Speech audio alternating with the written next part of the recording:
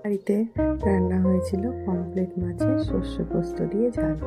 তো দেখে নাও কীভাবে রান্নাটা করলাম। আমি প্রথমে মাছটাকে ভালো করে ধুয়ে নুন হলুদ মাখিয়ে রেখেছিলাম।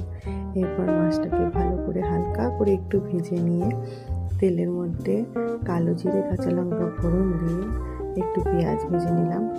তারপর একটু টমেটো দিয়ে দিলাম। তার মধ্যে ভালো করে টমেটো পেঁয়াজটা ভাজা হয়ে গেলে একটু জল দিয়ে দিলাম। তো জলটা একটু ফুটে আসলে মাছগুলো ছেড়ে দিলাম জলের মধ্যে।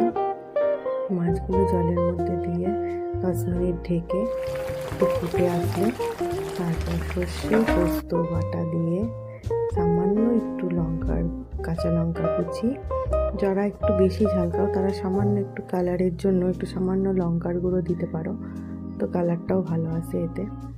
তো রেডি। লাস্টে নামানোর আগে একটু ধনেপাতা ছিটিয়ে নিলেই রেডি।